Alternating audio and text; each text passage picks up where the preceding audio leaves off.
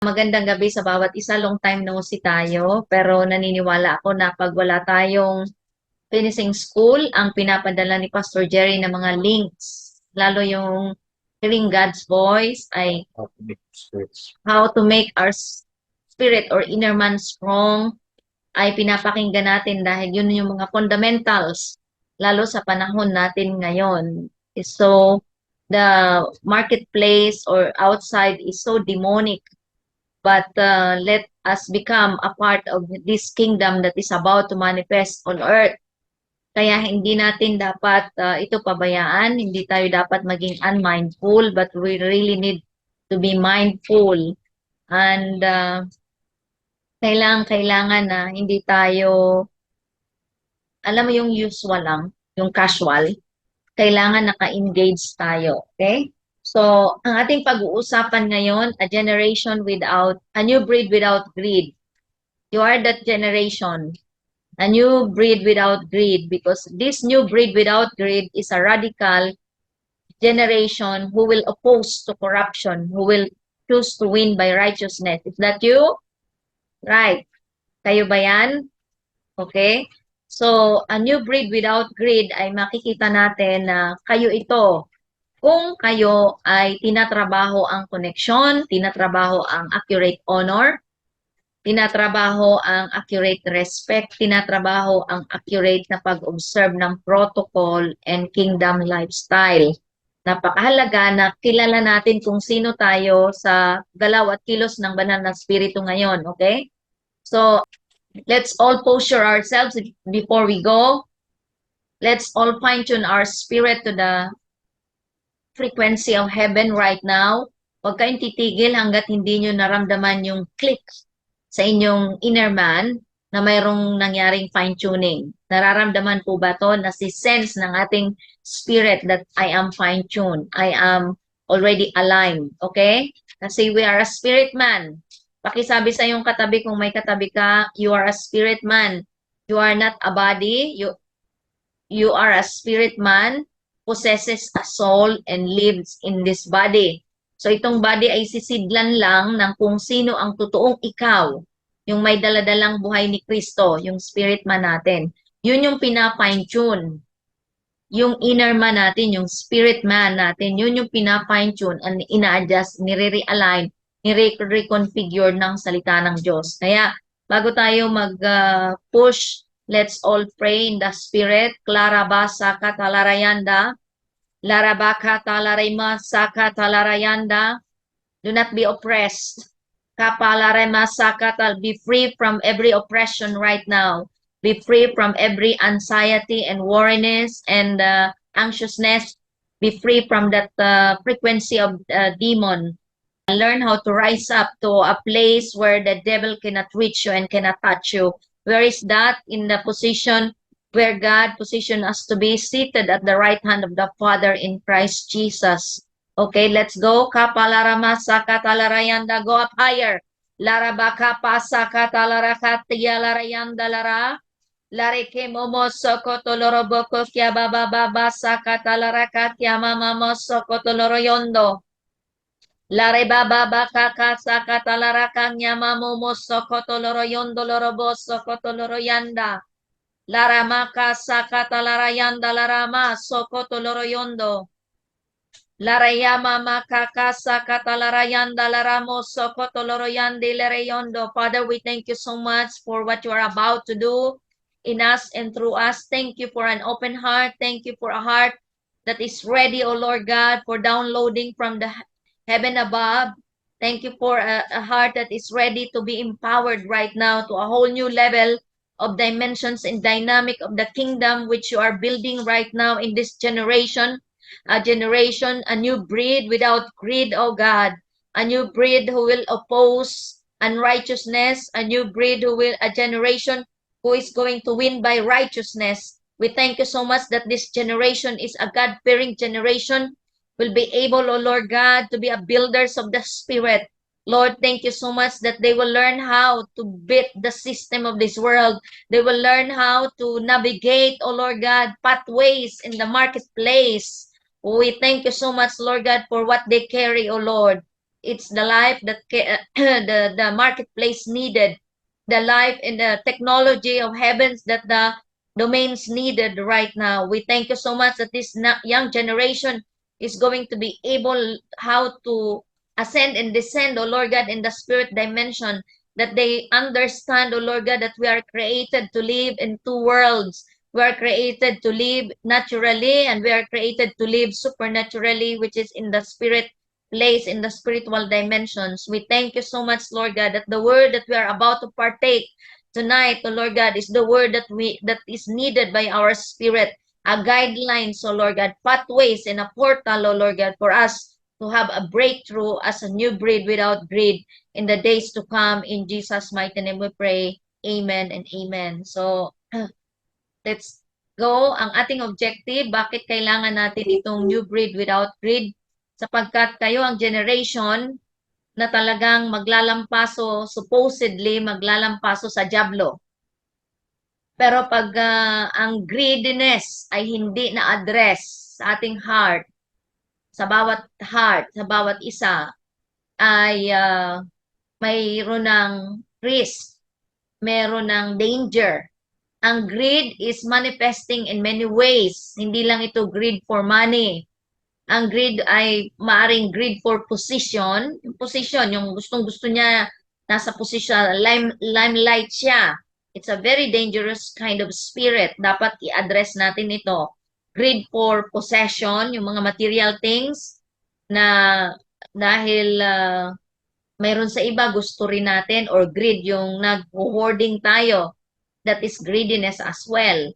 So greed for possession, greed for position, greed for money, greed for money, and then greed for other material that you desire. Mayroon yung wrong desire. So itong greediness na ito is manifest in many ways. Bakit natin ito pinag-uusapan? Kasi para makilala natin ang espiritu na amuhian dapat ng generation natin.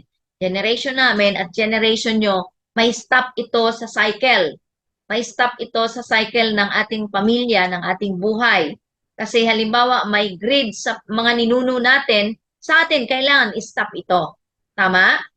So, ito yung frequency of this world. So, tatandaan, ang frequency of this world right now, ang dominant, pag sinabing dominant, frequency is greed, covetous, poverty mentality. Yan tatlo na yan, nandyan yan sa marketplace.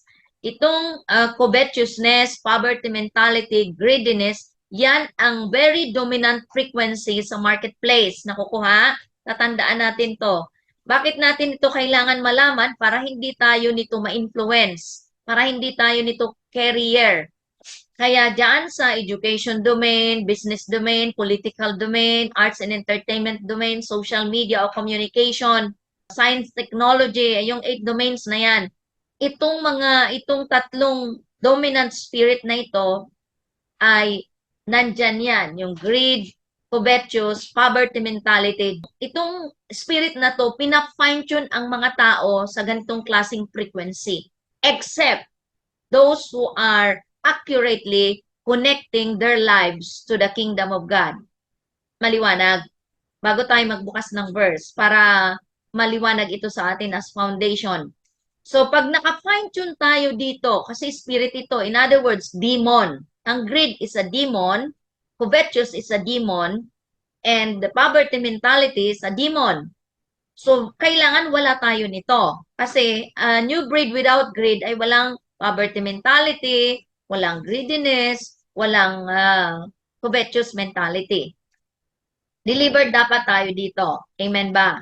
Clean, pure, and uncontaminated. Sa mga papasok ngayong pasukan sa eskwelahan, graduating man tayo o hindi pa graduating, you really need to receive God's technology or heaven's technology on how to beat the system of education domain that you can come out clean. Kaya nung nagkita-kita kami nila Levi, Beteris, sabi ko sa kanila, I salute dahil graduating na sila at and of course Kyla and Sam and the rest na Kenshin and Margaret, ang mga nakita ko nung pumunta kami ng Maynila. And I'm really proud of them that they come out uncontaminated. Kasi yun ang sabi nga natin, be there but without being contaminated. Hindi ka dapat makontamina. Yung contact without contamination. I-apply ito. Okay? So, si Riona, sino pang nakita ko doon? Si Sean, Riona, si Kenshen, and Kim, and Kate ba? Anak ni Pastor Mar. Anyway, so, kailangan nyo marunong maglaro. Huwag kayo maging religious. Please. And also Kyla and Sam pala. You are in that domain of education. You are there. Kailangan nyo ilaro ang sistema, hindi makipaglaro sa Diablo. Learn how to be like Joseph, to be like Nehemiah, to be like the men of the Old Testament, that they are in the system yet they are uncontaminated. Nakuha. Kasi yun talaga magiging function nyo. Yan talagang pagka-configure sa inyo ng Panginoon. Mag-aaral kayo, tatapusin. Ang pag-aaral is not that pagalingan, kaya lang you are going to manifest the Christ that you carry, right? Kung ang equation kasi natin, kung ang walang Kristo ay namamayagpag sa education, what's more, ang may daladalang kalangitan, tama ba? Na hindi maging influential. But ang aking pakiusap, huwag kayong maging religious, but you really need to receive technology from heaven to really learn how to navigate in that domain of education, that you will come out, you can graduate na pure, clean, and uncontaminated. Hindi kayo na fine-tune sa spirit na nandiyan na nananalaytay. Kasi diyan sa education domain, nakita nyo ngayon ang core values sa education domain, kaya binabattle natin ito sa spirit, nandiyan ang mga LGBT. Hate that kind of demons in that domains. Kasi babaguhin natin ang landscape. Kayo ang gagamitin ng Panginoon to change and to take back or to build a new landscape for education domain. Not necessarily na maging teacher kayo. Not necessarily na nandyan kayo. Ibig sabihin, ang spirit natin, ang position, spiritual position natin ay ang ating aalagaan. Am I making sense to you? I'm just laying down a little bit of foundation about this new breed without greed. So, ang frequency sa marketplace o sa world na dominant is greed, poverty mentality, and covetousness. Itong tatlong ito, nandiyan yan sa marketplace. Demonyo ito. Okay. Naghahanap yan ng body. Kung hindi tayo filled with the Holy Spirit, kung hindi tayo full of the Holy Ghost, kung may space lagi sa atin, ang worldliness ay delikado, risky. Kaya nga, we need to be always on a daily basis be full of the Holy Spirit. Paano ko po masasabi na I'm full of the Holy Spirit? You are walking in the Spirit, no longer operating as natural, no longer operating as casual, but you are operating as a spirit man. By the Word and by the Spirit. I hope nakukuha niyo ang sinasabi ko. Tama. So, sa mga may asawa dito, wag na patulan ang mga kukunting bagay kasi you are cutting off your source. Pag mayroon kayo ng mga away, pag mayroon kayo ng mga conflict, pag mayroon kayo ng mga arguments, unsettled arguments, at napoprolong ito, ibig sabihin, you are opening your relationship as portal of the hell and of the enemy. So, shut it down. Tama? Wag na kayong pumatol. Ang ating position is we need to be beyond offense. We need to be beyond offense. In other words, wag kang piliin mo na maging beyond offense ka. It's a choice. So, balik tayo doon sa frequency. Ngayon, ang frequency ngayon ng kingdom is, of course, righteousness, peace, joy. It's a choice. Bawat araw, may pagpipili tayong gawin. Ma-fine-tune ba ako dito sa wrong frequency or kailangan ko maging deliberate? Ma-fine-tune ako dapat sa kingdom. Ang kingdom is righteousness. It's all about righteousness. It's all about holiness. It's all about peace. It's all about joy. Ngayon, pag sa araw na yan, wala kang joy. In other words, you are not fine-tuned to the kingdom. Immediately fine-tuned. Huwag mong pabayaan. Huwag mong hayaan. Kung sa araw na yan, you feel anxious. In other words, naka-fine-tune ka sa world. Are we getting these things? Kung sa araw na yan ay meron ka ng worry, nag-operate ka sa worriness or anxiousness, meron ng pag-aalala, meron ng pagkabalisa. In other words, your spirit or mind, mentally, you are being fine-tuned to the frequency of this world. So ano ang gagawin? Take back. Decide to be fine-tuned to kingdom culture and kingdom way. Paano ito? Desisyonan mo na piliin ang kapayapaan. Desisyonan mo na piliin ang kagalakan. Desisyonan mo na piliin kung ano ang tama. Okay? It's just a decision away to be right. It's just a decision away to cross over from being bad to be good. From being worried to be peaceful. So it's just a decision away. Walang mahabang panalangin para ikaw ay maging maayos. Tama? Pero hindi ko sinabi wag manalangin. I pray. I pray hard by the grace of God. Pero ang mga bagay na ito ay hindi mo kailangan ng mahabang praise and worship para baguhin mo o ma-function mo ang spirit. Nakukuha nyo kahit sa school. Pag nakaramdam ka ng anxiety during your class, immediately you can fine-tune right there and then na, okay, I choose to be right. I choose to be peaceful. Take this anxiety and worriness. Are you taking this technology of heaven? Kasi nagpo-form, nagbi-build si Lord ngayon ng new breed without greed. Kayo yun. Kayo yun, generation. Kasi we are just privileged to be a part of what God is building in your lives. Kasi we halimbawa, me and Pastor Jerry is just a part and parcel of your future. It's our privilege to become na magamit ng Diyos na ma-build kayo. At marami pa, Mama La, di ba? As the mother of the tribe, grabe yung nire-release ni Mama La na words sa conference. Grabe, to the highest level. Sabi ko, wow. Siyempre, hindi ko muna maituturo sa inyo kasi kailangan ko munang lakaran. Dahil pag tinuro ko yon head knowledge, baka head knowledge yon na dumating sa inyo. Walang power, walang changes rin sa inyo kasi logo lang din sa akin. So, yung tinanggap ko doon sa conference through Mama La and through the rest of the co-ministers of the Lord, my co-pastors in GH, ay kailangan munang i-internalize ko at malakaran ko para pag itinuro ko sa inyo ay buhay. Hindi information lang, hindi logo. Kasi alam nyo yung, lalo pa kayo, matatalino kayo eh. And you increase in discernment. Alam nyo kung logo ang tinuturo sa inyo. Pag sinabing logo, it's just a word. Walang spirit, walang life. Parang information lang. Parang, ano yun, yung pinapakinggan nyo sa YouTube. Pero iba tayo because itong ginagawa natin, it's a transfer. Sabihin natin, transfer. Transfer of God's or heaven's technology na nalaman ko at naipamuhay ko at ililipat sa inyo pag konektado kayo. Tama? Pag konektado. Pero pag hindi kayo connected, darating yan sa inyo as logo. Darating yan sa inyo as just information. Walang transfer of life. Walang transfer of spirit. Walang transfer of grace. Kaya kung ako sa inyo, ayusin ang connection. Sa inyong mga pastor, ito ang pakiusap ko. Ayusin ang connection sa inyong mga local pastors. Lahat tayo taga GH Tribe. May kanya-kanyang pastor. Sino ang kinikilala mong pastor?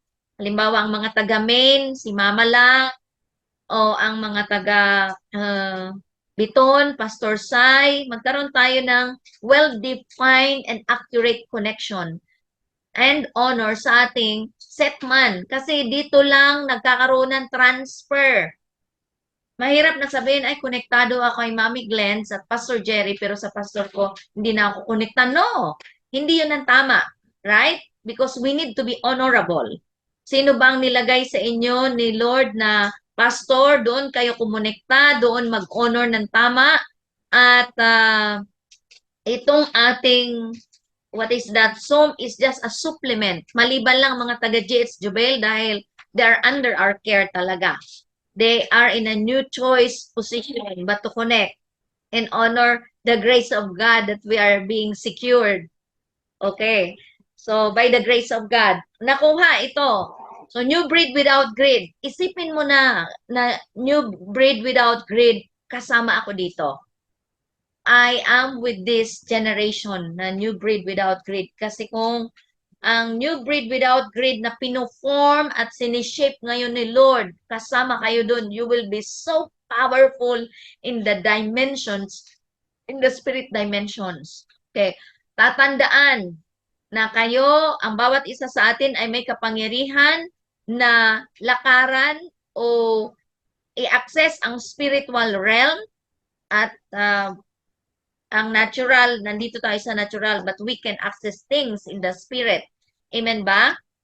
So, ang tatandaan, ang position ng new breed without greed is seated at the right hand of the Father is spiritually. So, imagine nyo, ang spirit nyo ay nakaposisyon sa kanang trono ng Ama kasama ang Panginoong Jesus. Would you like to have that kind of position in a reality, in a physical? Or na maging natural sa'yo. So, nandoon kayo dapat, mentally, spiritually, doon ang position nyo. Pero ang operational, ay ang manifestation, nandito sa natural. Pero ang dynamics is there, seated at the right hand of the Father in Christ Jesus.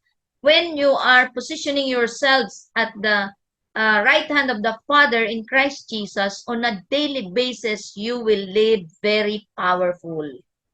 You will live in a victorious way of living. Amen? So let's open our Bible first on 1 Corinthians chapter 2, verse 6. It's all about wisdom. Pag mayroon kayo ng makitang title ng iyong Bible, ang nakalagay dyan ay saglit lang ha. Wisdom from the Spirit. So this wisdom from the Spirit, 1 Corinthians chapter 2, verse 6. Yet when I am among mature believers, I do speak with words of wisdom, but not the kind of wisdom that belongs to this world. So in other words, my wisdom of this world, man's wisdom, my worldly wisdom, my demonic wisdom. Pagkagaling sa demon, hindi yung wisdom. Okay. So meron ng heavenly wisdom. Kaya ang sabi niya sa 6, yet when I am among mature believers, are we mature? It's not about age. It's about how we understand the word. I do speak with words of wisdom, but not the kind of wisdom that belongs to this world or to the rulers of this world. So, demons who are soon forgotten. Verse 7, no, the wisdom we speak of is the mystery of God, His plan that was previously hidden, even though He made it for our ultimate glory before the world began. Verse 8, but the rulers of this world have not understood it. If they had, they would not have crucified our glorious Lord. That is what the scriptures mean when they say, no eye has seen, no ear has heard, and no mind has imagined what God has prepared for those who loved Him.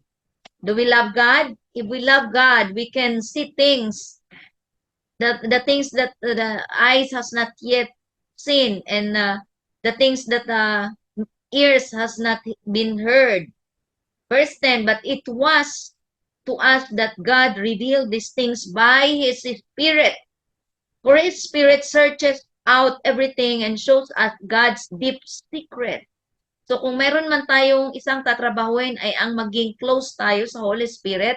Dahil pag malapit tayo sa Holy Spirit, ang mga secret of God, ang mga nasa puso ng Diyos ay i-reveal sa atin. How would you like to have that kind of life na ang Holy Spirit ay laging i-reveal sa iyo ang nasa puso ng Diyos? Kasi ang Holy Spirit ang nakakaalam ng kung anong nasa puso ng Father God and Father Son. And the Holy Spirit, when we are close and intimate to the Holy Spirit, lahat ng mga nakatabi, nakatago sa puso ng Diyos ay i-reveal sa atin ng Holy Spirit. Kaya sabi dito, di ba sa verse 10, for His Spirit searches out everything and shows us God's deep secrets. So pag ma-close tayo sa Holy Spirit, walang sikreto sa atin ang God the Father, God the Son. Verse 11, no one can know a person's thoughts except that person's own spirit, and no one can know God's thoughts except God's own spirit.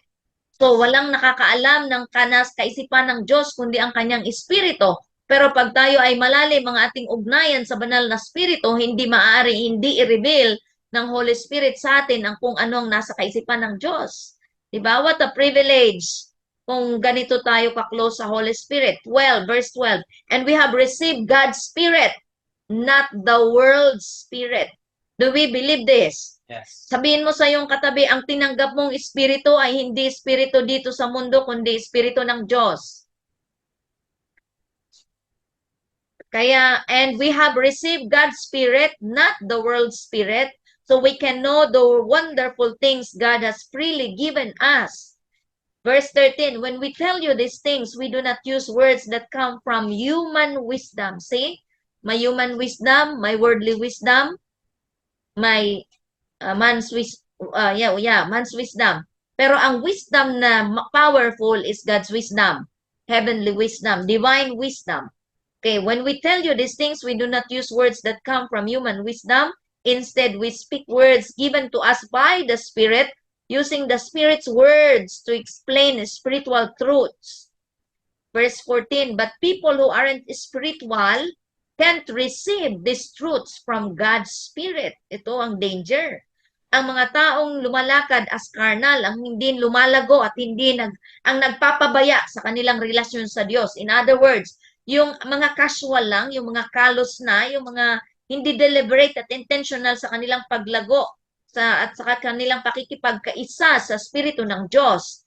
Ito ay, sabi niya, people who aren't spiritual o yung mga immature o yung mga hindi deliberate at intentional na palaguin ang carry nilang buhay ni Kristo can't receive these truths from God's Spirit.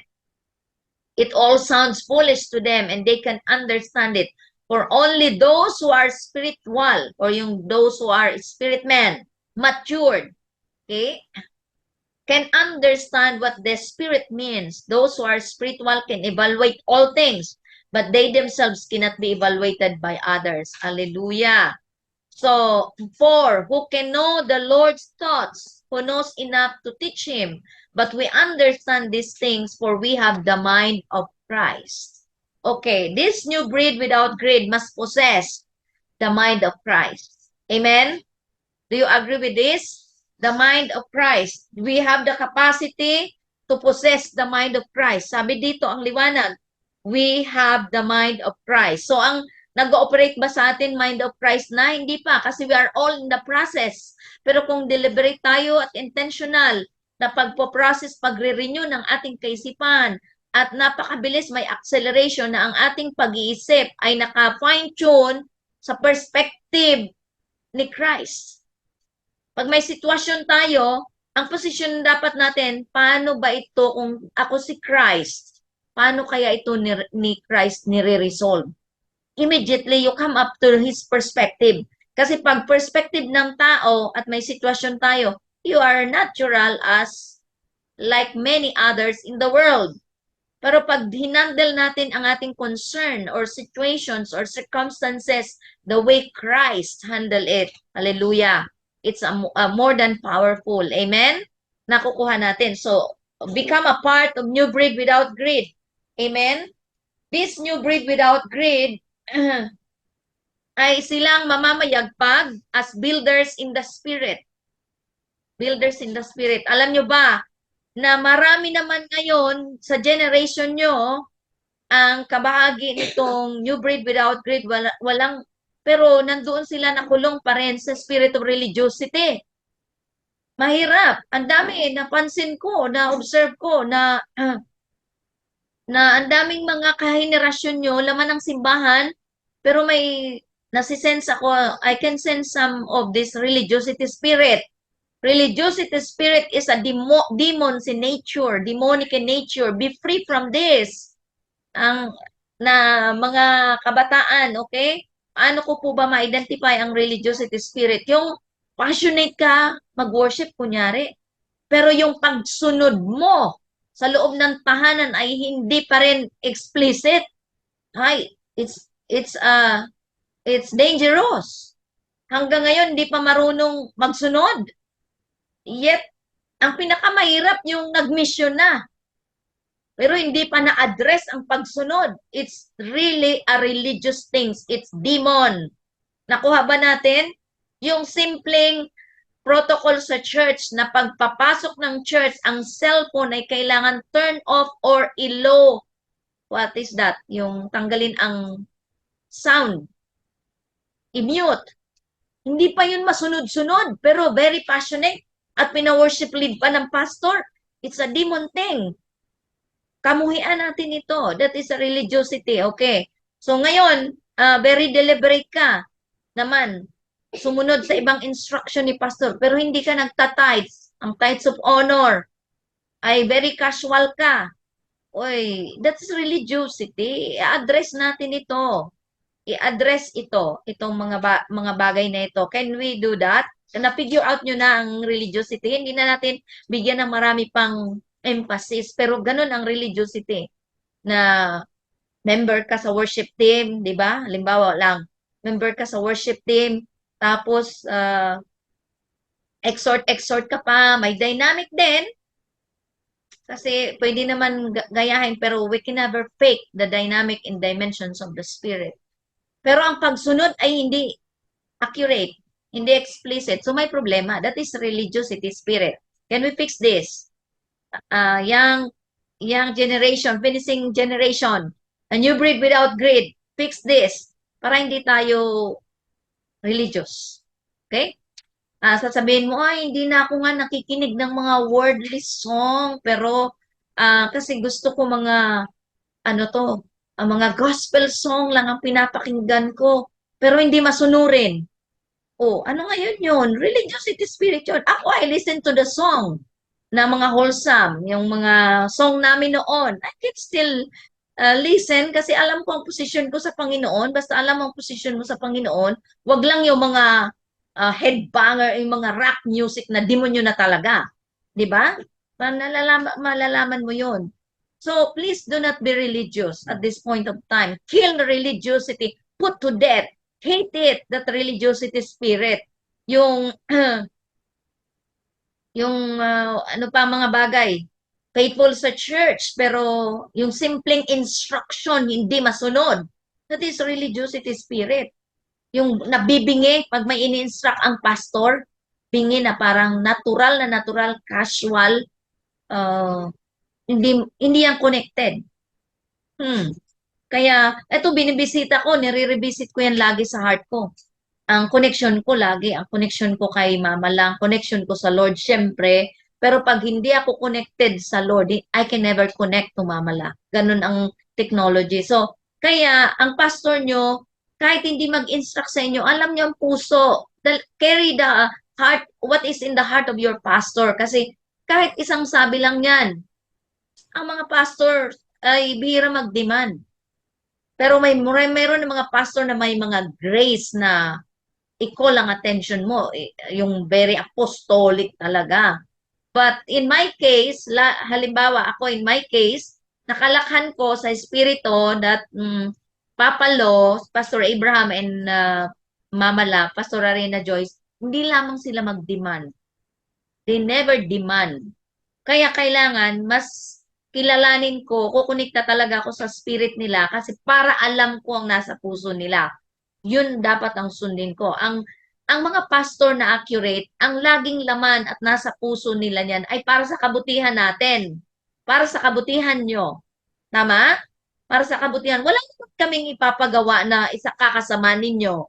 Pero kung naka-fine-tune kayo sa wrong, naka-fine-tune kayo sa worldly frequency, wrong frequency, frequency of hell, demonic frequency, hindi nyo napapakinggan ito kasi doon na kayo connected sa mga wrong frequency. Altered ng spirit nyo, altered ng dala-dala nyo. Ganun lang yung kabilis. Kaya nga, take it back. Take it back.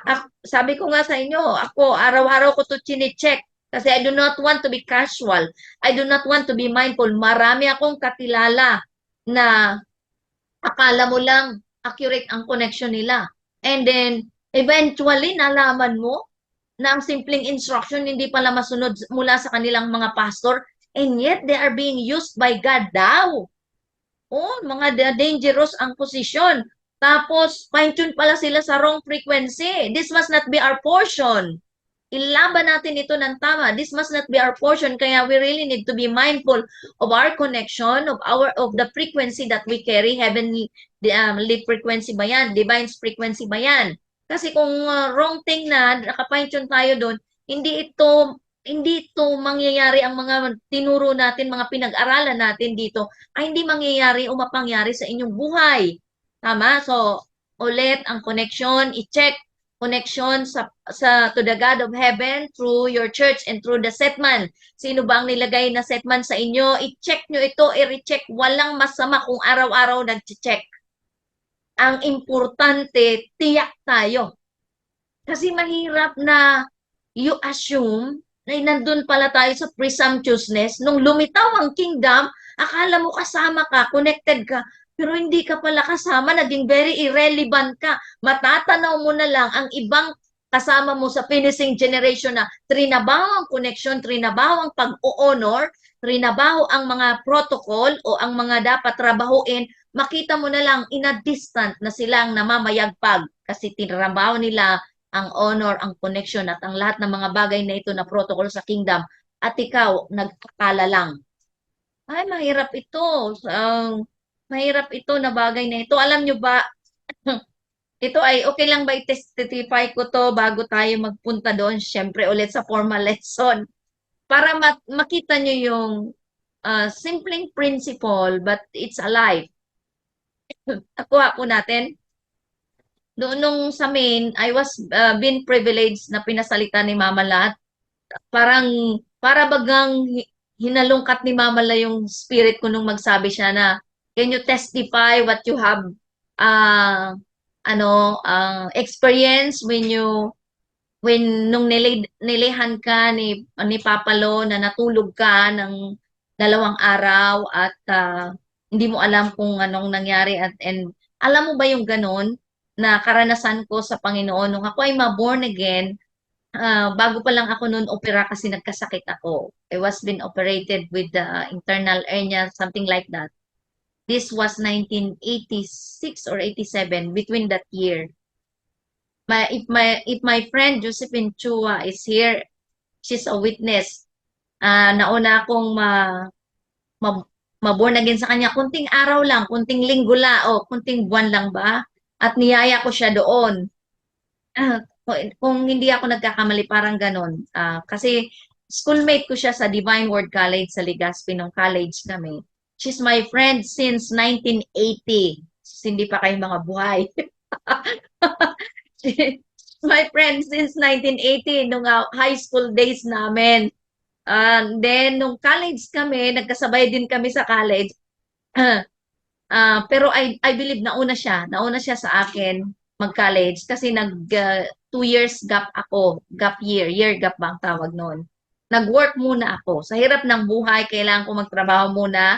And after 2 years, I was privileged na pinaaral ng tita namin. At nakatira ako sa bahay nila. At doon kami nagkakilala, ay doon ang Bible study ni Papa Lo sa harap ng bahay doon.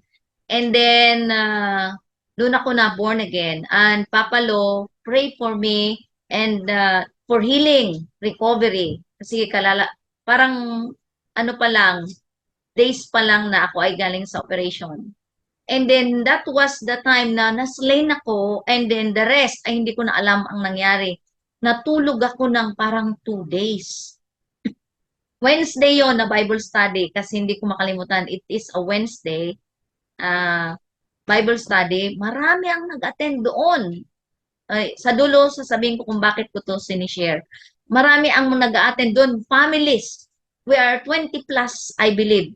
If my friend could still remember this, 20 plus, marami. Actually, nagsiksikan nga kami doon na naghihiram na yung host. Yung host nanghihiram na ng upuan sa kapitbahay kasi marami kami doon. Then, nung ako ay nilihans ni Papa Lo, pagkatapos ng sinaran ako na-late ako kasi may pasok kami, may pasok ako, absent na ako ng last subject ko para maka-attend ako dito first attend ko yun sa Bible study. And then, na-late na ako, At ang naabutan ko na turo ay it's about salvation. And then, sabi ni Papa Lo, tandaan mo ang araw na ito kasi itong araw na ito ay ang pagkapanganakan mo sa kaharian ng Diyos.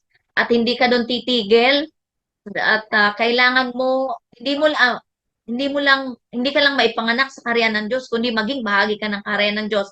Alam mo, nung panahon na yun, kingdom na ang tinuturo ni Papa Lo. Kaya sa amin parang, ano kaya ito? Yung sa logic namin iisipin, kaya lang by the Spirit. So naintindihan ko sa biyaya ng Diyos na kailangan ko to tanggapin sa puso ko, sa spirit ko, hindi sa logic, hindi sa mind ko. So nang araw na yun, I was being nilahan sa ni Papa Lo for healing. At na-slay na ko, natulog na pala ako. At dinala nila ako doon. Natulog na pala ako. Ang tita ko ay kumuha na ng doktor 2 beses ng lola ko.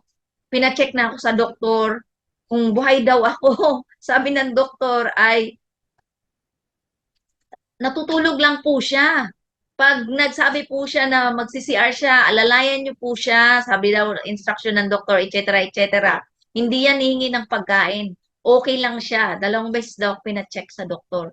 Imagine nyo, 2005, doon ko na intindihan ang mga nakita ko nung ako ay natulog. Ang tagal ano. Kasi all the while nandun sa spirit ko. Nung tinanong ko nito si Pastor Abraham na bakit po nang ganun ang experience ko. Sabi ni Papa Lo sa akin noon, I think God reconfigure everything inside of you, your spirit. Mayroon ang ginawa siya sa iyo, sa espiritu mo kasi siyempre grabing laban sa buhay ang aming naranasan. 'Di ba? You can never relate at all what we have been experienced during our generation, during our time. Kaya, so in-explain sa akin ni Papa Lo, naintindihan ko yon. Pero yung mga nakita ko, I just wrote it down pagkagising ko kasi hindi ko naman maintindihan. I just wrote it down at nung 2005, nung umattend kami sa Malaysia, KK, Kuta Kinabalu, doon ko naintindihan ang mga nakita ko nung ako ay natulog. At sinishare ko yung kay Pastor Jerry. So, ano ang nais kong iparating? Dahil dun sa 20 plus na naka-attend sa Bible study where me and my friend Sister Joy Chua attended, alam nyo ba, na kami na lang ngayon ang natira. Nung nag-visit ako dun sa Gibara, wala nang natira doon. Wala nang natira doon na nag-church. Aywan ko lang kung mayroon. Pero sa aking pagtatanong doon sa mga kapitbahay namin dati, me and Miss Chua, Miss Josephine Chua, if she's there, kami lang ang natira doon sa mga nag-Bible study. At hindi kami ang first batch sa discipleship ni Pastor Abraham during his pioneering and pastoral rin na Joyce. Ang first batch talaga ay 8 yata yun o 7. Mga very strategic. Businessman sa Legazpi, teacher sa UST. Si Ate Yung, hindi nyo naman kilala, pero to what I do understand right now, mga very strategic ang first batch na discipleship ni Papa Lo. At isa lang doon ang natirang nakapasa, kaya lang kinuha siya ni Lord at nagpaalam pa yung kay Mama La. Si Jane, nagpaalam pa yung kay Mama La na natanggap ko kay Lord, na kukunin niya na ako. Ganon? Ganon siya? Kasi parang panahon ko na daw para umuwi sa kanya. Ganon, nakakakilabot yun pag nagkukunin. Sabi, pero totoo, namatay talaga siya. Siyempre, hindi ako nakapunta sila lang pa, pastor ang nagkapunta at si Mama La. So yun, ang first batch ng trainee ay doktora, businessman, mga negosyante, Lee ang apelido noon. At teacher, professor sa UST ng Legazpi ngayon, nung panahon na yon. That's the first batch. Pero wala akong nakita na ngayon nakakonect. Ang second batch ako. 13 o 14 kami na nag-enroll sa second batch. And sa hindi ko maipaliwanag at na hindi ko it's all by God's grace, okay? At buti na lang bumalik ang aking friend, Miss Chua. Dalawa kami ngayon na natira do. Ay, di pala third batch yata si Miss Chua nung hindi ko na matandaan. pero ukakalasis ko siya. Alam nyo ba na sa training under Papalo, it's very tough, very, very strong, very tough, apostolic, di ka pwede malate. Talagang nagre-rebuke siya. Ako, maraming beses ako na-rebuke that sasabihan talaga ko, you are misrepresenting again the rules of the house, the rules in the house. Iiyak na lang ako noon. O si mama lang taga-console at taga-comfort sa akin nung pag na-rebuke ako. Ang nanay. Kasi rebuke, open rebuke. Kasi sa training, open rebuke. Tanong nyo kay Miss Chua. She's my witness. So, anong nais kong iparating? Bakit ko to sinishare? Dahil pag hindi deliberate at intentional, hindi wholehearted, napapine-tune talaga sa wrong. Imagine, ang first batch na discipleship ni Papa Lob, they're very strategic. Connected sila, nag-church sila. Mas ako nga nun ang andap-andap kasi parang persecuted ako. Persecuted ako, kaya parang hindi ako nakakatuloy-tuloy magsimba. Hindi ako nakakatuloy-tuloy magsimba. Pero nung sinurrender ko ang lahat, ay sabi ko, hindi to pwede. Kasi naunawaan ko, this is about my destiny and my family and my clan na kailangan ko at least maging, kasi tinuro nun sa amin ni Papa Lu ang be a minister in a, nung panahon namin, hindi ko pa maintindihan, be a minister even unto your family that even you are not preaching the word, you are preaching in deeds and you are ministering unto the Lord. Si Lord ang bahala sa pamilya mo. Ganon ang tinuro niya sa amin nun. Naunawaan ko yun sa biyaya ni Lord. Kaya ang postura ko talaga ever since, pero kahit grabing persecution hanggang sa sinet up ako ng nanay ko na pumunta ng Bulacan at nakulong ako doon ng ilang buwan. Walang church. Pero ang spiritual posture ko ay, Lord, ikaw ang nakakakita ng aking espiritu, etc., etc. So, bakit ko to sinasabi? Dahil out of more than 20, batch 1, batch 2, na dinisciple ni Papa Lo, imagine ilan kami ngayon.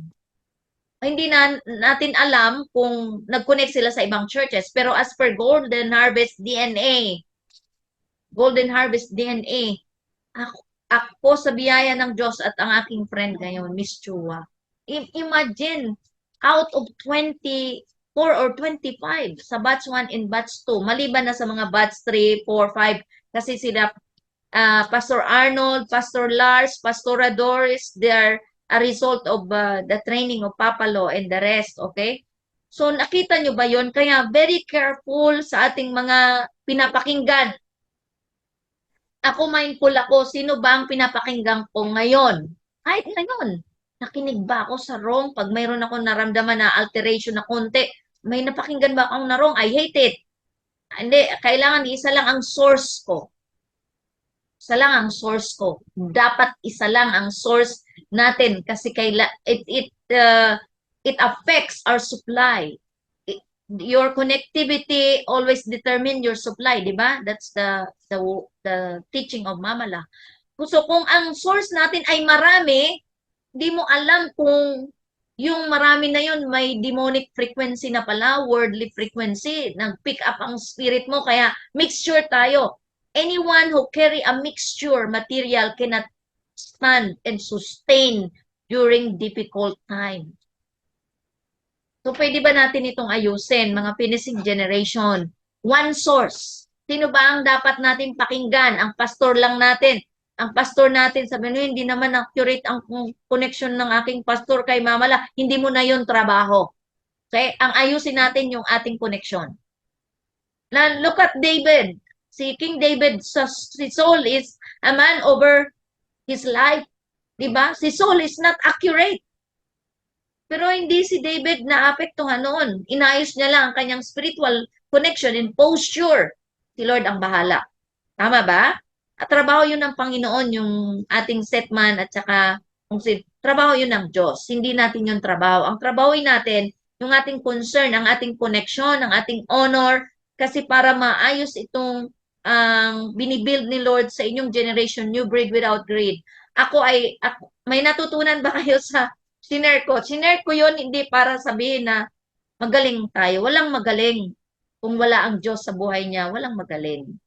Only God is magaling. Si Lord lang ang magaling sa buhay natin. Kaya tayo nagiging magaling dahil sa biyaya at sa salita ng Diyos na nalakaran natin. Okay? Christ lang. Kasi kung magaling ang tao, hindi niya na pinapuput to death ang self and flesh. Ako ha, kung may kagalingan na katanggap-tanggap sa karya ng Diyos, kagalingan ng tao, hindi na sana inuto sa salita ng Diyos na put to death every flesh, every form of carnality and self. Kasi may magaling. Eh wala. Kung may kagalingan ng tao, hindi na nangailangan ng Christ dapat. Eh kaso wala. Kaya Christ lang ang dapat mag-manifest. So sa new breed without greed, which is the finishing generation, Christ-like generation kayo. Pag sinabing Christ-like generation, ang dynamic Christ. Dimensions of Christ. How much of Christ do you carry right now? Nag-evaluate ba tayo? How much of Christ I carry? Pero yung mga sisimpleng bagay, yung simangot, affected ka? Oh, si Christ hindi naman naapektuhan ng nung binitray nga siya ni pag binasa nyo yung Last Supper, na alam niya ibibetray siya ni Judas. Sasabihin ba niya alam niya na ang carry ni Judas ay mixture. Alam niya na the Judas will betray him. Alam niya yun sa spirit niya. But ang composure ni Christ, nakita ba natin? Wow! Hindi niya kinumpron si Judas na, oy, sasama-sama ka sa amin, pero ikaw betray sa akin. No, he didn't operate in a carnality kind of position. He operate at spirit man. So kung ito ay pattern sa atin ni Christ, yung chismosa mong kaklase, huwag mong patulan. Kasi pag pinatulan mo ang chismosa mong kaklase, dalawa na kayo. Mas mababa pa. Ang pumapatol kasi sa mababang uri, mas pinababa niya ang sarili niya sa ganong klaseng uri. Halimbawa, may narinig kang chinismis ka. Pinatulan mo, mababa na yun eh. Mababang posisyon na. Lowest position na yung pinosisyonan ng chismosa. Pag pinatulan mo ang chismosa, pinili mo mas lowest sa chismosa ang pinosisyonan mo. That's not our portion. Amen? Ako ganun lang ang kaisipan ko, kaya hindi ko yan papatulan na, argument. I will not engage on it because I want to protect what I carry. I want to protect the position where God positioned me to be. Hindi ko yan papatulan because I saw a pattern.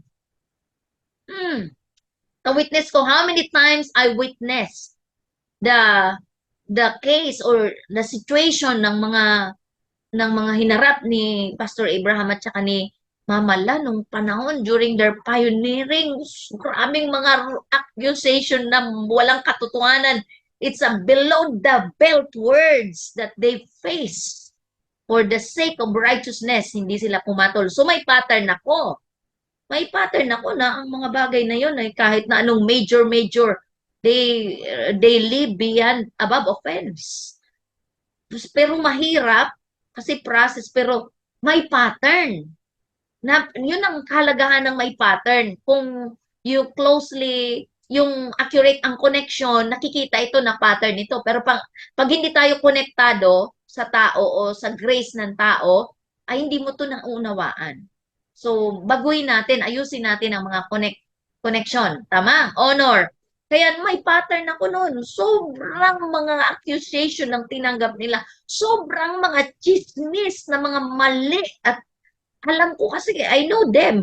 Tapos, may parating sa'yo na ganito. Pero hindi mo papatulan eh. I never go down to that level of gossip and dirty thing. I hate it. Hindi ko yun pinatulan. By the grace of God, I live above those wrong accusation kasi may pattern nga. So nakikita mo na paano i-deal. Halimbawa, yung Jezebelic spirit sa church, nakita ko ang pattern. That's why alam ko paano i-deal. Shoot it, kill it. Sabi ni Papa, shoot it, kill it in the spirit. Pero direct. Oh, naalala ko noon, mayroon Meron si Papalo ng inaddress na spirito, ang carrier na himatay. Sabi niya sa amin, dalawa kami na nandun, sabi niya, kagatin niyo yan sa paa para mahimasmasan at umalis na siya. Alam mo yun, yung mga bata pa kami, ang carrier, ang carrier ng wrong spirit, sabi niya, kagatin niyo yan sa paa. Tapos, minsan inaddress niya pa yung isang carrier ng wrong spirit, inaddress niya in front of us. Tapos sabihan kami, walang hahag, walang i-embrace sa kanya pag umalis. Ganun kay strong. Di syempre, iyak-iyak kami kasi may mga pinagsamahan ko, no? Yung pala, fake lang pinagsamahan. Iyak-iyak kami, sasabihin ni Papa Lu, walang mag embrace sa kanya. Ayan yung umalis siya. Ay, ganun kami, dun, ganun kami sa training noon. Di syempre, distance kami. Pag sa kabataan mo, kailangan mo matuto talagang sumunod. Di mo pa man maintindihan, di mo pa man maunawaan. Ako noon, hindi ko naman naunawaan ng lahat eh. Dumisisyon lang ako, naging determined lang na ako na kailangan ko maging masunurin. Kailangan ko maging masunurin dahil para sa akin ito. Totoo nga, para sa akin ang lahat. Kahit na pag sinabi noon ni Papalo, walang embrace sa kanya, yan yung siyang umalis, direct siya, i-address yun, yung carrier, carrier ng spirit. Noon ha, ang dimensions, apostolic na kami noon sa Legazpi because of what Papalo has been secured and Mama Lawat has been secured. It's no exaggeration, apostolic. That's why the church is became a territorial church. Kaya kung paano ngayon ang posisyon ng church sa Legazpi is an influential in sa dimension ng pinag-uusapan natin, ha? It makes a difference. May stature ang church.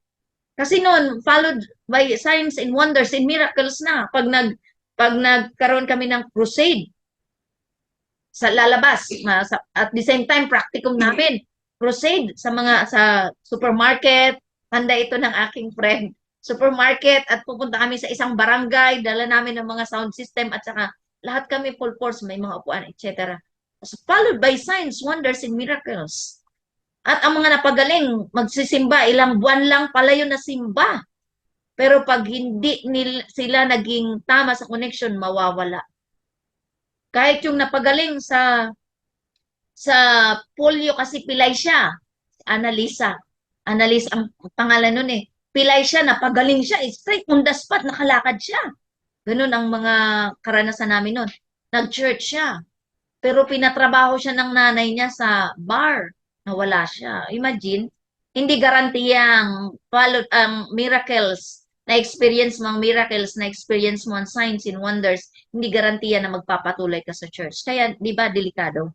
So, ito ang i-secure natin. Okay, mag-revisit tayo ng connection, mag-revisit ng honor, mag-revisit tayo ng frequency natin. Anong carry ko frequency? Naka-fine tune ba ako sa frequency ng world? Ang frequency ng world ay run by mammon, run by greed, run by poverty mentality, run by covetous. Okay, itong mga demonic spirit na ito, naghahanap yan ng body. Kagaya rin ng peace. Peace is a spirit. Christ, spirit, right? Joy is a spirit. Righteousness is a spirit. Yung fruit of the Holy Spirit. Natandaan, 9 fruit of the Holy Spirit. Love, joy, peace, okay? Kindness, temperance, etc. Yung 9 fruit of the Holy Spirit. So, ang demonic din ay mayroon din ng spirit. Nangangailangan sila pareho ngayon ng body. Ikaw at ako ang magpipili kung anong klaseng espiritu ang i-in-house natin and i-accommodate natin. Hindi si Christ, hindi ang pastor mo, hindi ang mama mo, hindi ang daddy mo, pero tayo na naunawaan natin ito.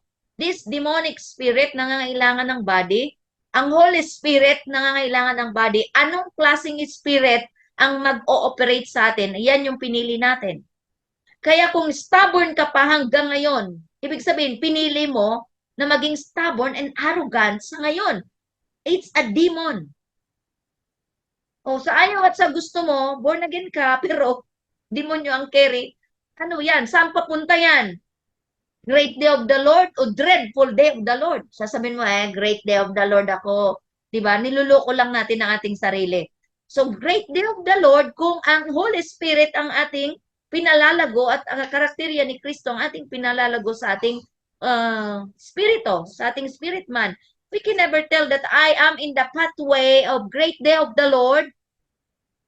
I am not in the pathway of dreadful day of the Lord. Kung ang kire natin, mixture. Dahil anumang mixture ay hindi katanggap-tanggap sa karya ng Diyos. Only by the Spirit and by the Word of God lamang ang katanggap-tanggap na maging kabahagi ng karya ng Diyos. Kung ang simpleng pagsunod ay hindi pa natin na-address, pagsunod pa lang. Yung halimbawa, anak, ito po, very familiar tayo sa boses ng nanay. Sabi ko sa mga anak ko, hindi sila dapat maging familiar sa boses ko. Kasi pag naging familiar kayo sa boses ng mga nanay at tatay, mami at daddy at papa at mama, ang tendency magiging familiar kayo sa salita ng Diyos. Hate this kind of dynamic. Okay, humaba ang ating introduction. New breed without greed. May natutunan ba kayo sa akin sinishare? Yung testimony ko, pinatuto ko kasi out of the 24, ang deliberate lang mag-fine-tune, yun ang nakaka-connect. Pero yung 20 plus, hindi ko alam, wala akong balita kung nasaan sila ngayon. Wala akong balita kung... may isa akong balita na sa Aklan, connected pa rin. Si Arlene nasa Aklan. Pero the rest ay hindi ko na alam kung nasaan sila. So, ito ay kailangan maging deliberate tayo. So, new breed without greed, kayo yon, tayo yon dapat. Ang new breed without greed, ito yung Christ-like generation. This is our generation who will become so radical in opposing the corruption in this world, in our society. Kasi ang aspect, moral aspect and social aspect of our society is already corrupted. Now, iti-take back ito ng Christ-like generation. Do you believe that? Because this Christ-like generation must be builder in the Spirit. Kasi only builders in the Spirit can make a difference in this season of kingdom transition, church kingdom transition. So, ulitin ko, ang church ay nasa transition na as kingdom. Receive this. Ang church. Kaya hindi na pwedeng ordinary tayo. Hindi na pwedeng usual tayo kasi we are now in a transition period to kingdom. Church kingdom. Ang church kingdom, royals ang behavior dapat.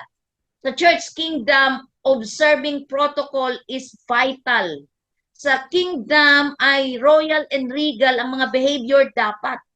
Kung para tayong ang ingay, para tayong masa palengke, alam mo yung frequency na pag nag-worship lead ka, parang frequency ng impyerno ang binubuga.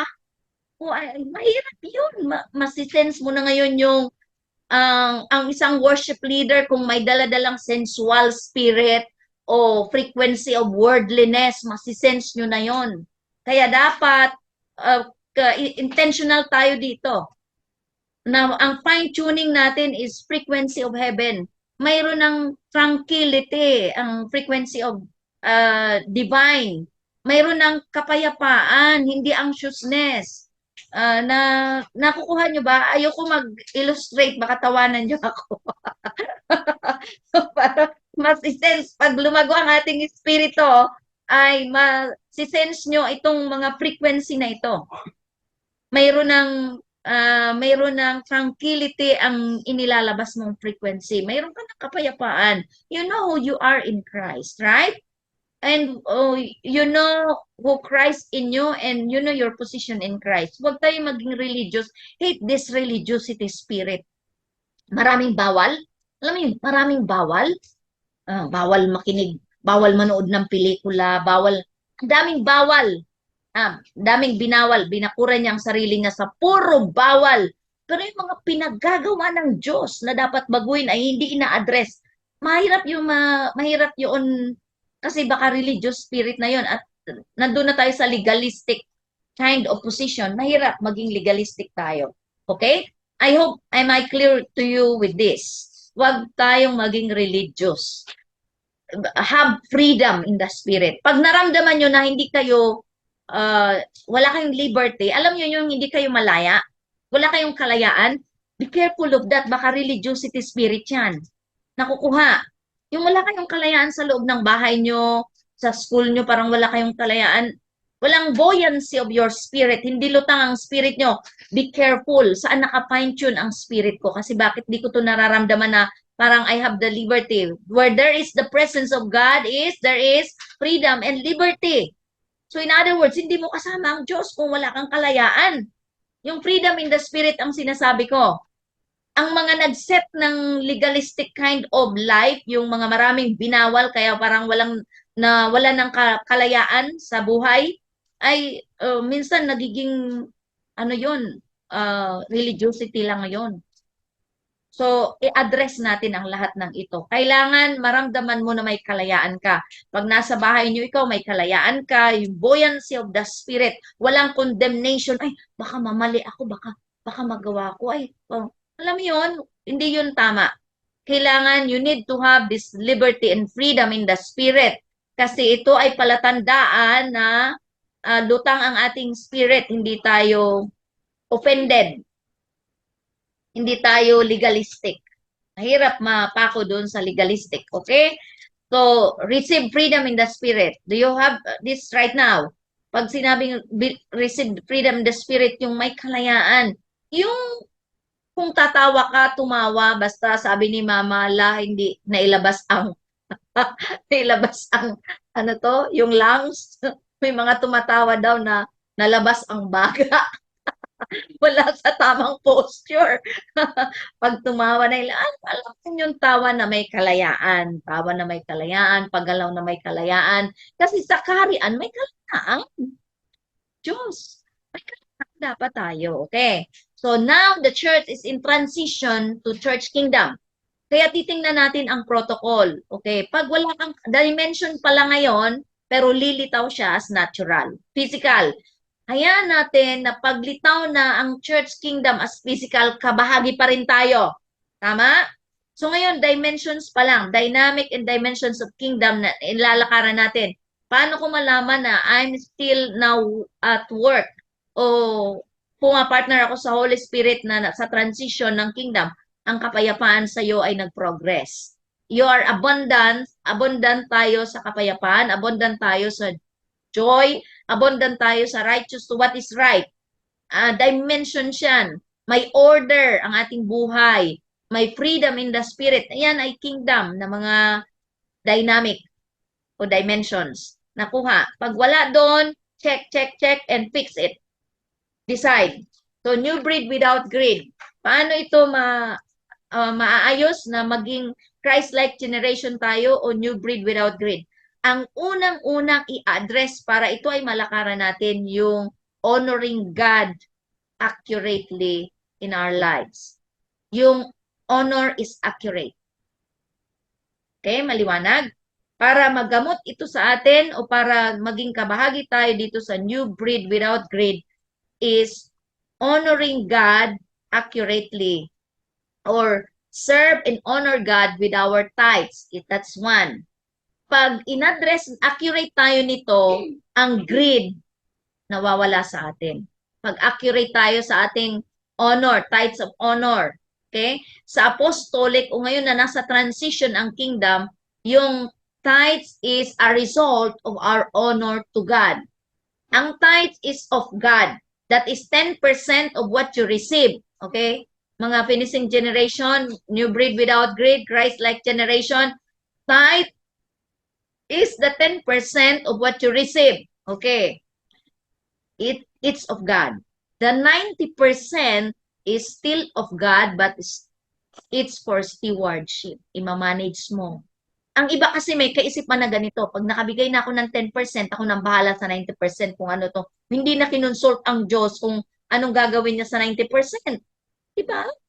Uy, alam nyo ba na sa biyaya ni Lord, nung nalaman ko to, nung naunawaan ko itong pag-honor kay Lord ng tithes, ay hindi ko to, ayoko maging magnanakaw sa harapan ng Diyos. Kasi sabi, you rob God when you are not giving back your tithe.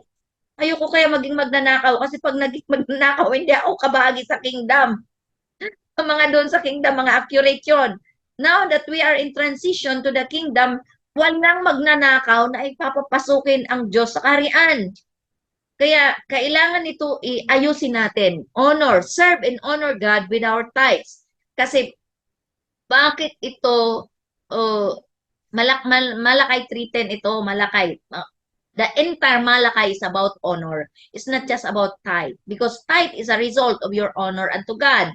I am tithing because it's a produce or a result that a declaration, a statement. When I am giving back my tithes, it's a statement that I am honoring God and acknowledging God that He is the source of everything in my life. So, ayos ito. Praise God, mayroon dyan sa finishing generation ng aware kami ni Pastor Jerry that she's so faithful in giving back her tithes. Ang pagbabalik ng tithes ay hindi yan para pagpalain nyo si Pastor. Nakukuha, ayusin natin to sa kaisipan. Hindi ako, halimbawa, halimbawa, ang mga GH sa GH Biton or saan man kayong local church, hindi kayo magta-tithes para dahil pinagpapala nyo si Pastor Sai or Mami Eden. Hindi ganon. Kaya nyo binabalik ang honor nyo, ang 10% sa Diyos sa pamamagitan ng pagta-tithe dahil para sa inyo yan at para sa inyong generation. Pagsisecure yan at pag-u-obey ng ni-require ni Lord. Si Lord, hindi kailangan ang pera natin. Ano ang nire-require niya? Honor. Because when we accurately honor God, okay, in our lives, everything is protected. Sabi niya, I will rebuke the devourer. Sino magre-rebuke? Hindi tayo. Ang Diyos mismo. Kaya, kung may devourer, basahin niyo to sa spirito. Bakit may devourer? May problema sa connection, may problema sa honor. Kasi ang pangako ng Diyos, I will rebuke the devourer once your honor is complete and accurate. Uy. At sabi niya, pag hindi binabalik ang tithes na to, ay magnanakaw. Ayoko kaya malebelan ako magnanakaw. Ang magnanakaw, hindi sa langit papunta. Huwag tayong mabulag dito. Walang magnanakaw na papunta ng kalangitan. Alam na natin yun, kahit po tinanggap niya si Jesus sa puso niya, yes. Hindi pwede. Kasi hindi niya pinalago ang Christ sa puso niya. Kaya naging magnanakaw pa rin siya. O, nakuha.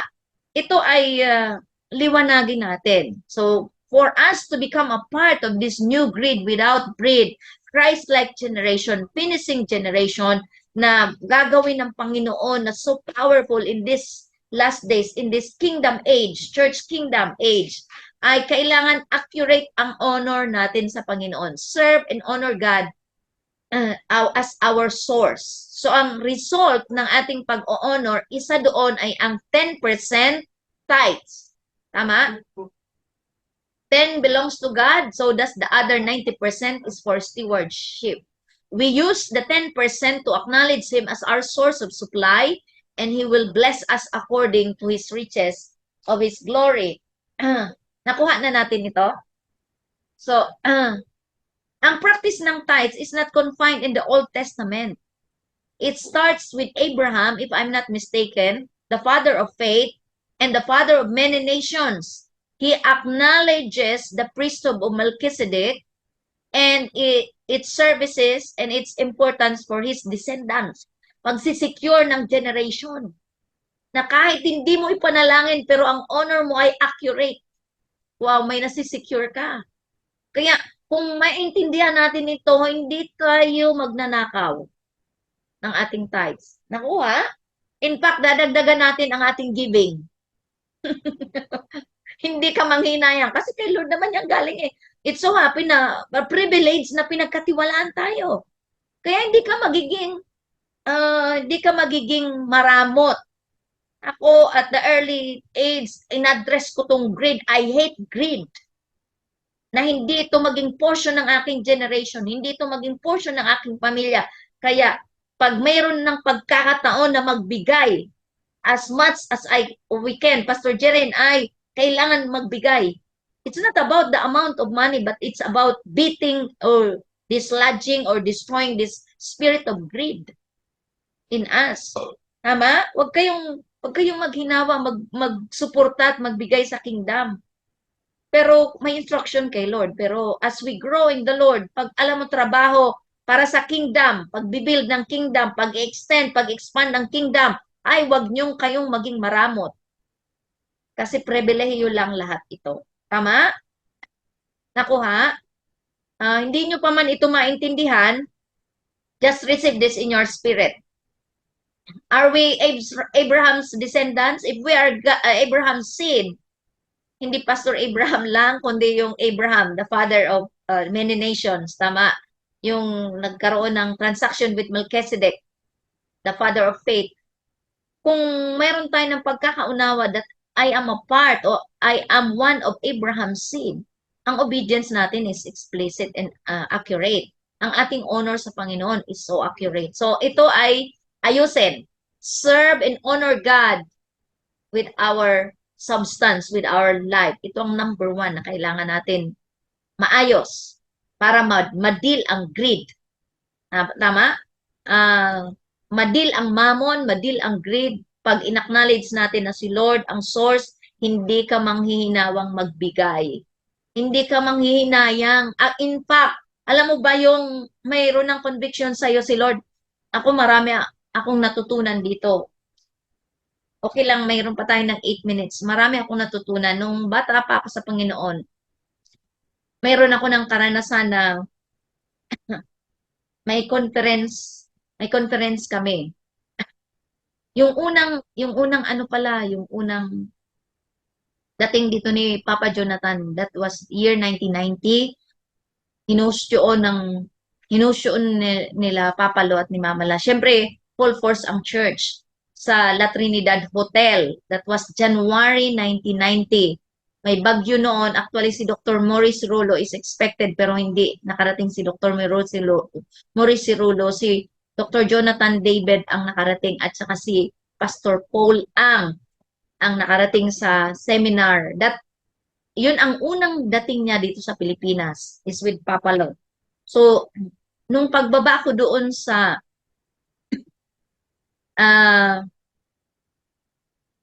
conference, mayroon nang na impress sa puso ko na isang kapatiran na nabigyan ko, nagtatrabaho ako noon sa realty. Magbigay ako sa kanya. And syempre, binigyan ko siya at kasabay ko siya sa jeep. Na-receive ko rin na pamasahian ko siya. Pinamasahian ko siya sa jeep. Pagbaba namin, pareho ang bababaan namin pero magkaiba ang location, may lalakaran ng konti. Nag-testify siya na, wow, alam mo ba yun na sabi niya, buti na lang, Sister Glenn, hindi mo winithhold kasi ganito pala, may sakit palang anak niya, etc. etc. Pero nag-attend siya ng conference, prioritize niya mag-attend ng conference pero may may sakit ang anak niya. Pero sabi niya, nangangailangan talaga sila ng yung mga ganong klaseng istorya. Marami akong karanasan. Meron ako ng karanasan na napalagpas ko yung conviction. Alam mo yung parang nag-grieve ko talaga ang Holy Spirit. Ayoko na yun mangyari. Hindi ko na yun dapat pangyarihin pa kasi grieve na grieve ang Holy Spirit. Pati ako grieve na grieve. Ang tagal ko makamove on. Yung simpleng, yung mumunting halaga, tapos di ako na, kasi na-overlook ko, parang ano ang nangyari noon. Mula noon natuto ako, sabi ko, ay hindi yun na yun mauulit sa amin ni Pastor Jerry. Kaya, every time meron sa akin ng impression, hindi ko talaga yun pinapalagpas. Sabi ko, wala namang nagkakamali sa pagbibigay. Tama ba? At kung mali man ang napakinggan ko, at least, nagbigay pa rin ako para sa kanya. So, wag tayong maging maramot. Hindi ko naman sinabi na give your all, no, as God's instruction. Pero yung pagbabalik ng ikapo ay hindi ito dapat wini-withhold. Kasi ayaw natin mag-send sa dimension ng statement na magnanakaw ako. Ang liwanag sa Malakay chapter 3 na you are robbing God when you are not giving back your tithes. Robbers? Ako pala, pastor na magnanakaw kung hindi ako nagtatites. Di ba? Tapos, asang-asa ako na kabahagi ako ng kingdom at asang-asa ako na great day of the Lord ang pathway na nilalakaran ko pero hindi ako nagbibigay ng ng pag-o-honor, pag-acknowledge kay Lord na siya ang source ng aking lahat ng bagay sa aking buhay. 'Di ba? Ganun nabulag ang karamihan ng mga spirit of religiosity at saka hindi yung pagiging mindful. So this must not be our portion. Amen? We need to be accurate in serving God and honoring God as our source. So, at ang result nito ay faithful tayo o accurate tayo sa ating pagbabalik ng tithe of honor. Huwag na huwag niyong kukunin ang tithe niyo dahil pagnanakaw yan. At mahirap na hindi na-address ang greediness pag hindi ito naitama, pag hindi tayo accurate na ito. Mahirap naman Christ-like generation magnanakaw. Walang ganon. Tama ba? Mag-isip tayo na, lalo pa kayo matatalino. Actually, I personally salute you as the finishing generation, Christ-like generation. Kaya sabi ko, Lord, si Lord talaga hindi nagkamali. Hindi talaga siya nagkakamali. Kayo ang kinonfigure talaga na Christ-like generation kasi iba ang configuration, the way you think, the way you behave, ang mga disposition niyo is so different from our time. Although kami, iba ang nilaban namin nung panahon namin. Mahirap talaga, hindi madali. Kayo, iba din ang laban na kakaharapin kasi full-grown demon ang kakaharapin nyo. Kaya kailangan stature of Christ ang palaguin. Naku ha? Iba. Sa school nyo na lang. Kita nyo na mga carry na espiritu ng mga kaklase nyo. Huwag nyo sabihin na ang bakla sa kaklase nyo ay carrying the Christ. May kakilala ako, oh my na hindi ko lang siya makonfront kasi hindi niya kaya pag kinonfront ko siya. Kakilala ko siya pero hindi ko siya kaibigan. Sabi niya, "Hi sister, alam mo nag-church din ako sa ganyan." Muntik ko nang sabihin, hindi ba tinuturo sa ng pastor niyo na ang mga litong kagaya niyo ay hindi makapasok sa kaharian ng langit? Kaya lang di niya kaya yung ganong klaseng statement, yung ganong klaseng sabi na sa lubong ko siya last year. Ay, sister, nandito ka na pala. Uy, ako nag-church ako sa ganito. Minention niya yung, ano niya, yung church niya. Ay, nagulat naman ako. Nag-church na pala siya. Hindi sinasawata dun sa church nila yung LGBT kind of demonic spirit. Kaya nga, muntik ko na siyang sabihin, ganun ba? Hindi ba doon sa inyo nililiwanag na ang mga kagaya mo ay nalilito, may kalituhan? Kailangan clarity dapat. Naku ha, kaya wag kayong ma-attract. Yes, you need to be honorable with them. Okay. Pero ang carry nila na spirit ay maging maliwanag sa inyo. Ah, mag, yung mga chismosa, you need to be honorable with them kasi tayo yun eh. Honorable. Tayo yun. Hindi tayo chismosa pero we need to be honorable with the gossipers na hindi ka magiging sang-ayon sa kanila, hindi ka rin mag-fellowship sa kanila, pero honorably relate with them. Kasi representation natin ang mahalaga. We need to represent Christ well in our, the way we live, the way we behave, the way we operate. Okay? So, ang mga mayayabang sa eskwelahan nyo, ang daming mayabang dan kasi kahit bunga born again, pag hindi dinil ang spirito ng kayabangan at arrogance, nandyan yan, carry nila yan. So, you need to relate with them honorably, but be careful of the spirit that is operating in them. Halata na baga, di ba?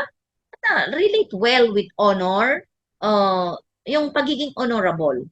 Kasi tayo yun eh. Hindi yun ang hindi dapat ma-misrepresent natin bilang mga royal and regal.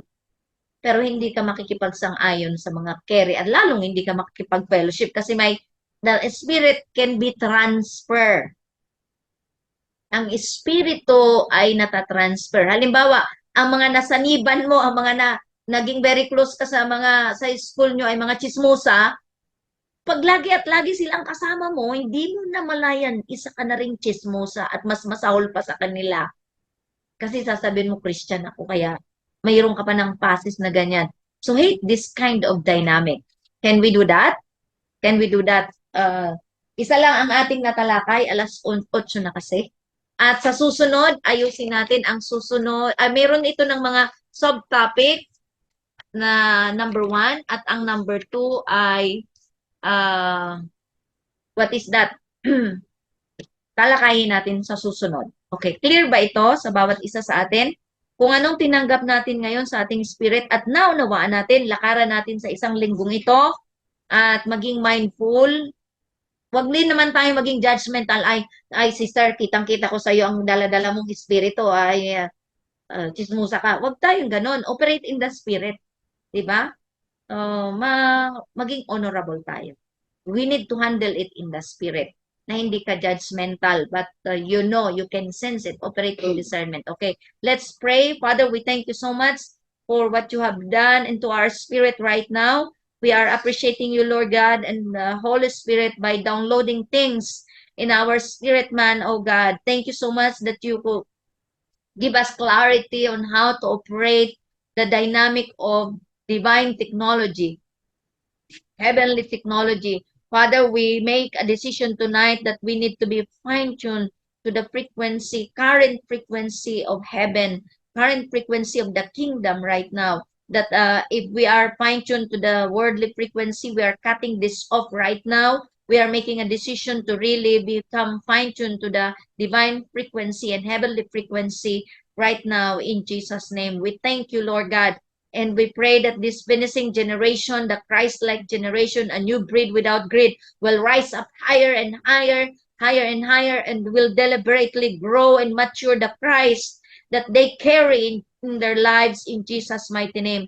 We pray, O Lord God, that every one of them will become mindful, more honorable, more mindful, more explicit in their obedience, O Lord God, that they are going to be so aware of the spirit that is in operation in their lives, oh God, that they will learn how to immediately cut it off by the spirit and by the way they behave, oh Lord God, that their dynamics will become so royal and so regal, oh Lord God, as kingdom people, as we are in the transition period of the ordinary to extraordinary church kingdom in Jesus' mighty name. We thank you and we honor you. We give you the praises, the glory, and the honor, O Lord, adoration. In Jesus' name we pray. Amen and amen. God bless us all.